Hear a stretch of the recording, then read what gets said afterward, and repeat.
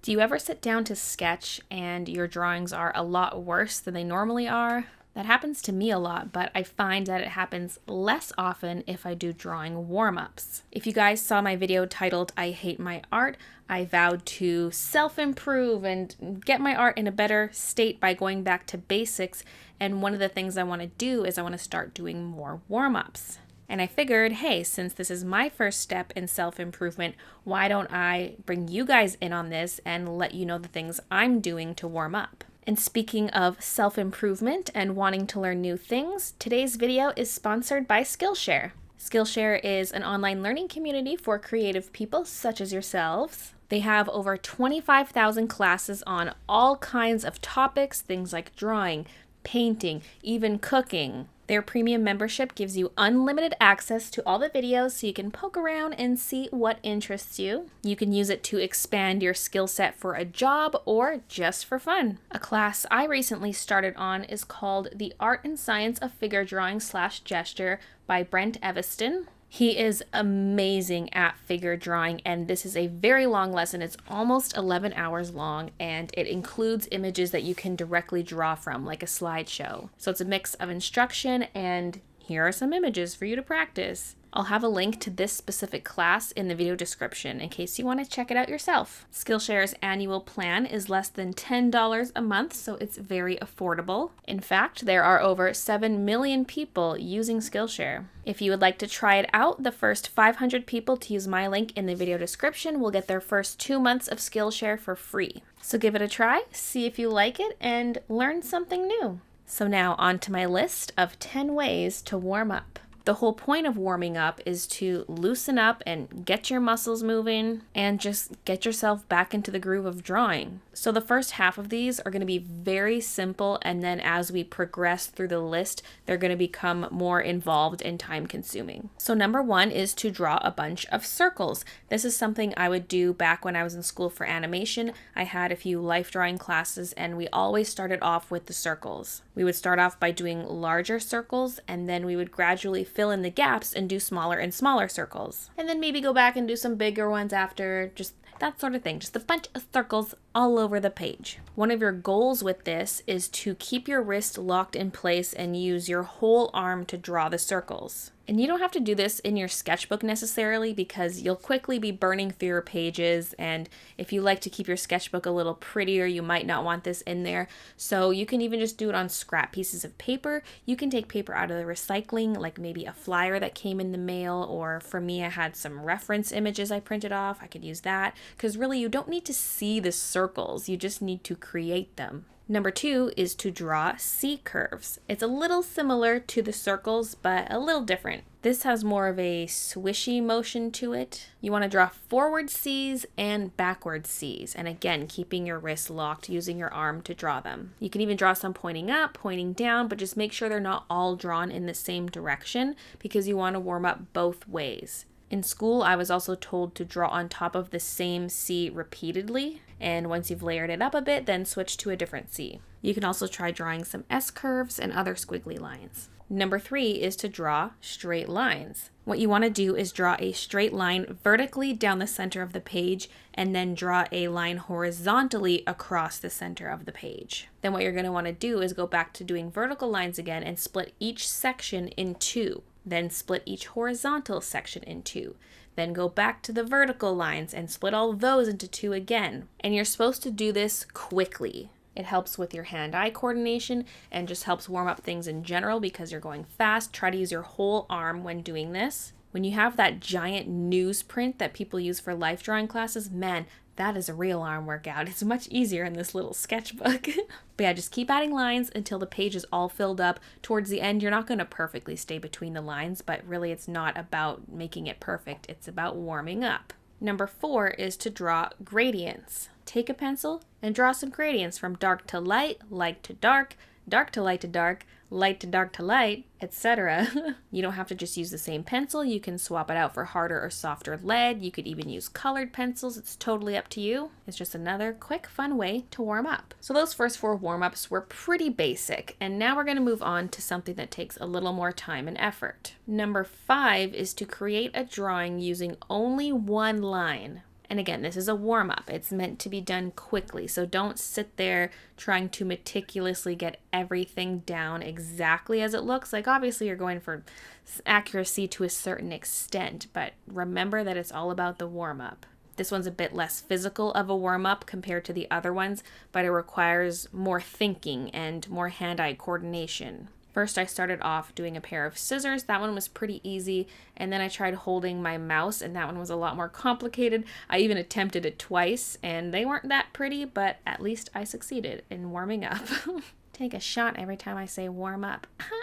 I'm just kidding. Don't. You'll die. Number 6 is to do gesture drawing. Now, just a warning, my gestures in this video are atrocious. I haven't done gesture drawing since I did the sketchbook slam, I think. And if you don't know what gesture drawing is, it is just a loose, fast drawing that is meant to capture the essence of a pose. You want to indicate things like where are the arms, the legs, the torso, and even hands and feet. Also, the amount of time you spend on it can vary. A lot of times in life drawing classes, they'll get you to start with quick 30-second gestures, then they'll bump it up to a minute, then maybe 2 minutes, and so on and so forth. Because I was doing this solely as a warm-up, I wanted to stick to 30 seconds only. I probably would have been fine with a minute as well. I find that my 30-second ones are always hideous, and I can do much better if I have a full minute. Some great gesture drawing websites are lineofaction.com and quickposes.com. You can choose what kind of images you see, and then you can choose how long you want the timer to be, and it'll automatically switch to the next picture for you, so it's very handy. Also, there's a YouTube channel called Croquis Cafe, and they have amazing videos on this as well. There are also different ways to do gestures. Like, I saw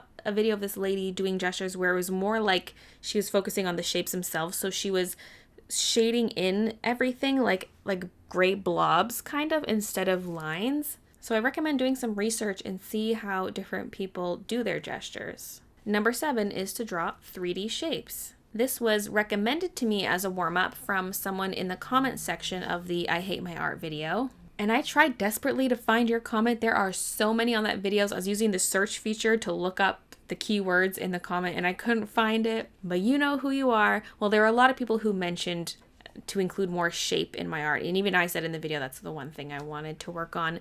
But I didn't think of using the shapes as a warm-up, like just basic shapes. Draw things like cubes, spheres, cones, what have you. Do random ones, like I did a peanut type shape. This person also recommended squashing and stretching the shapes as well. When I did that, I wasn't necessarily thinking about conserving volume. So you see me do one cube and then another one that wasn't necessarily meant to be the same cube. But that's something I could try in the future is squash and stretch the same object and retain volume. That's more of an animator thing, so you don't necessarily need to retain volume. But, draw some shapes and draw some of the construction lines on those shapes, like how the lines wrap around those shapes. Because my art tends to be quite flat, I think this is a warm-up I need to do a lot. And not only as a warm-up, but just taking images and breaking them down into shapes in general, just for practice. Number 8 is to just draw a basic face. Because I don't know about you guys, but for me, when I sit down to start sketching, I never know what to start sketching. So I'll just start doing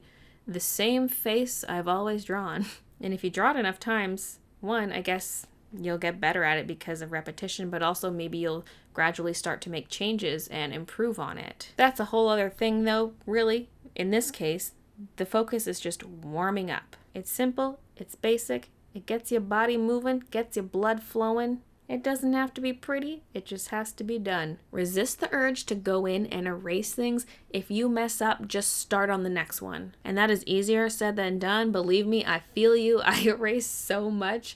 But it's just a warm-up. It doesn't have to look pretty. Just move on to the next one. Or, if you draw animals a lot, you can draw just a basic animal. It doesn't have to be an interesting pose. It can be an animal you've drawn 100 times. Just get down something familiar. Number 9 is to do a simple study. So it's a little similar to the last point, except that you're not imagining something from your mind. You're actually looking at an object or at an image of an object and drawing it. Of course, drawing from life is best in every case, but we don't always have a model on hand, or maybe you've drawn every item in your room as a warm-up already.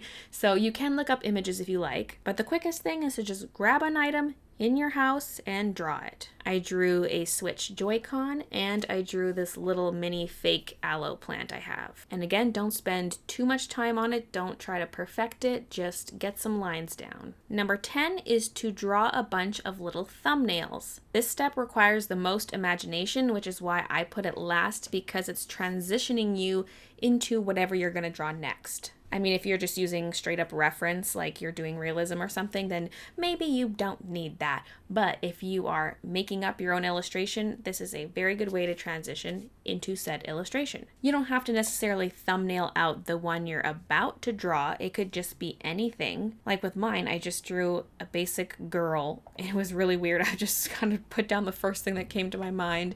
And then I thought, well, what if she has a dog? And then I drew that a couple times and I started getting more elaborate with it, trying to do various poses and poses that would read better. I just thought, how many different ways can I draw this girl with her dog? So this one's more about warming up your brain and getting those creative juices flowing. If the thing you're thumbnailing is not going to be used as your next art piece, it could always potentially become a future art piece. You can look back on the little thumbnails you did and say, hey, this was a good idea. I'm going to turn this into a full illustration. So those are my 10 ideas on how you can warm up for drawing. You definitely do not need to do all 10 every time you go to draw. I'm just giving you lots of options so that it doesn't get stale over time. Also, don't forget about that Skillshare offer. The first 500 people to use my link will get their first 2 months for free. Thank you so much for watching, and I'll see you in my next video. P.S. I was thinking of what to name my self-improvement series, and I think I'm just going to stick with self-improvement series because it's very straightforward and very obvious, and it's almost an alliteration. Wait, if it's a hyphenated word, like does improvement count towards the alliteration? I don't know. Either way, it's an S, and it sounds nice. There are other phrases like back to basics, but not all of these videos are going to cover basics, and so I don't really want to name it that. All right, that is all.